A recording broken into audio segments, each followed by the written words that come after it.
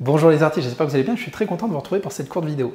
Alors cette semaine je ne développe pas de sujet à part entière, dans le sens où j'ai fait un sujet assez long qui m'a pris beaucoup de temps la semaine dernière, c'était ma vidéo sur comment faire de l'acrylique pouring.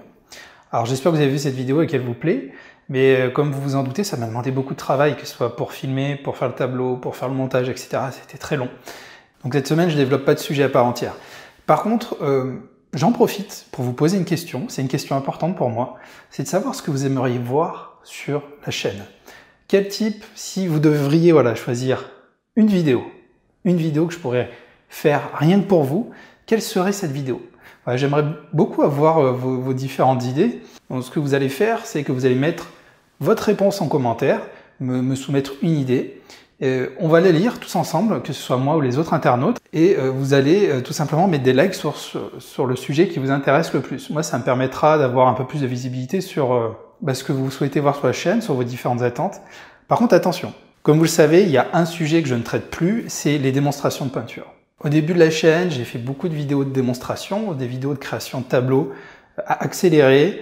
C'était pour moi un moyen de partager des sessions créatives avec vous, mais c'était en aucun cas un cours. Et avec le temps, ce que j'ai vu qui m'a beaucoup blessé, c'est des copies de mes tableaux. Des tableaux que j'avais dans ces vidéos de démonstration, des copies sans la moindre autorisation. Donc j'ai clairement arrêté. Le message en plus était parfait parce que souvent c'était des messages du genre « ça va beaucoup trop vite, on comprend pas, on sait pas quel matériel tu as utilisé ». Bah oui, c'est pas un cours, c'était tout simplement une démonstration, une vidéo un peu dynamique qui durait 2-3 minutes pour montrer la création d'un tableau.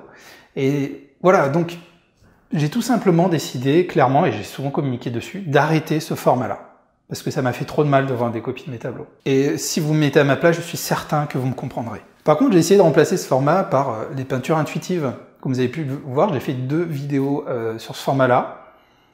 Là, ça me dérange moins.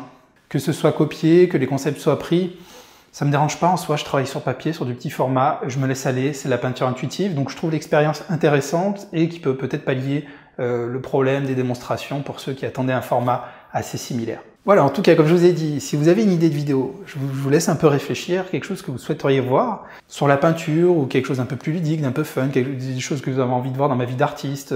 Vous pouvez demander vraiment ce que vous voulez, vous mettez en description, et comme ça, on va tous aller mettre nos nez dans les différents commentaires, et je compte aussi sur vous pour liker, pour mettre un j'aime sur les commentaires que vous trouverez les plus pertinents.